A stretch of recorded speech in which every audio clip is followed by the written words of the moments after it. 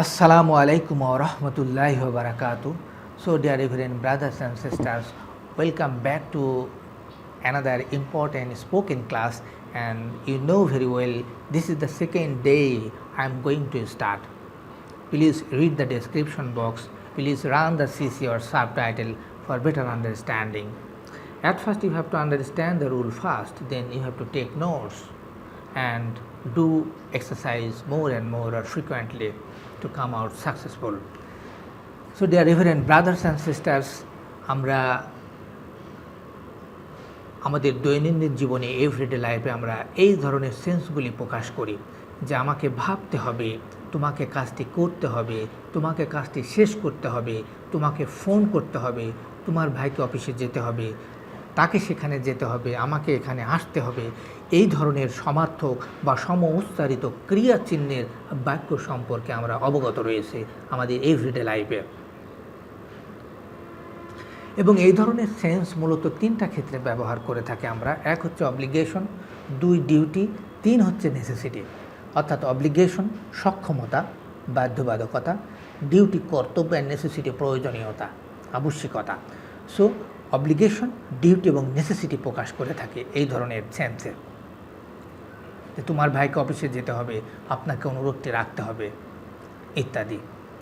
চিনিবার উপায় হচ্ছে কর্তাকে অর্থাৎ সাবজেক্টকে কিছু করতে হবে, অর্থাৎ বাংলা ক্রিয়াপদের শেষে তে হবে থাকে। এবং আরেকটা বিষয় লক্ষণীয় যে সাবজেক্টের সঙ্গে কে যুক্ত থাকে, কে এই চিহ্নটি, কে কয়েকারে কে এই চিহ্নটি অনিবার্য, যেমন আমাকে, আপনাকে, সবাইকে, তাকে, তোমাকে ইত্যাদি। So dear reverend brothers and sisters, চিনিবার উপায় হচ্ছে সাবজেক্টকে কিছু করতে হবে, অর্থাৎ বাংলা ক্রিয়াপদের শেষে তে হবে যুক্ত থাকে, এবং কর্তার এই কাজটি ভবিষ্যৎমুখী ভাব প্রকাশ করে থাকে। এবং এই ধরনের সেন্স তিনটা ভাব প্রকাশ করে থাকে: obligation, duty and necessity. So এখন আমরা স্ট্রাকচারটা জানব। স্ট্রাকচার হচ্ছে subject plus have to oblique has to plus V1 plus object plus অতিরিক্ত। নোট হচ্ছে সাবজেক্ট যদি থার্ড পারসন সিঙ্গুলার নাম্বার হয় তাহলে হ্যাজ টু ব্যবহার করতে হবে, অর্থাৎ subject third person singular number plus has to plus V1 plus object plus অতিরিক্ত। যেমন তোমার ভাইকে অফিসে যেতে হবে, তোমার ভাইকে অফিসে যেতে হবে, অর্থাৎ your brother third person singular number, your brother subject plus has to plus V1, তাহলে your brother has to go to the office. তাকে অনুরোধটি রাখতে হবে, he has to keep the request. তোমাকে সেখানে যেতে হবে, you have to go there. তাকে এখানে আসতে হবে, he has to come here. আপনাকে অনুরোধটি রাখতে হবে, you have to keep the request. সবাইকে পরীক্ষা দিতে হবে, everybody has to sit for the examination. আমাদেরকে কিছু নতুন বই সংগ্রহ করতে হবে, আমাদেরকে we have to collect some new books. আপনাকে তাদের সঙ্গে যোগাযোগ করতে হবে, you have to communicate with them. So dear reverend brothers and sisters, আমরা আরও কিছু এক্সারসাইজ করি। আমরা জানি যে আমাদেরকে যে কোনো মূল্যে ইংরেজি শিখতে হবে। আমরা জানি যে we know that we have to learn English at any cost. আমি নিশ্চিত যে আজ আমাকে বাসায় থাকতে হবে বা অবস্থান করতে হবে। আই এম শিওর, আমি নিশ্চিত যে I am sure that I have to stay at home today.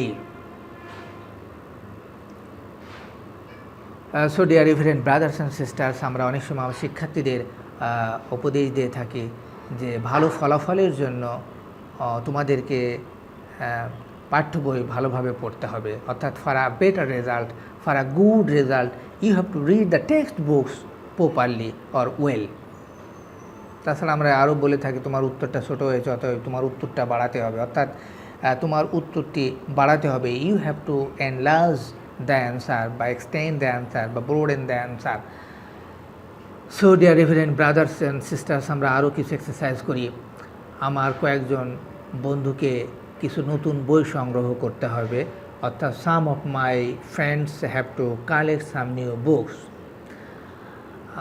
তার পিতামাতার সঙ্গে দেখা করার জন্য তাকে বাড়ি যেতে হবে, he has to go home to meet his parents.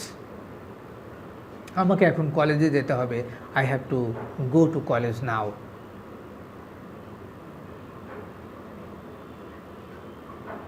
লুবাবাকে শপিংয়ের জন্য শপিং মলে এখন যেতে হবে, অর্থাৎ Lubaba has to go to the shopping mall now for shopping.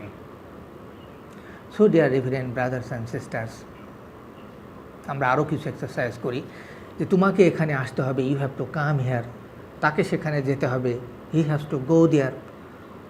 লোকটিকে পরীক্ষা দিতে হবে, the man has to sit for the exam.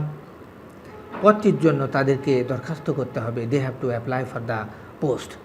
So dear reverend brothers and sisters, that's all for today. Thank you very much for your cooperation and coordination.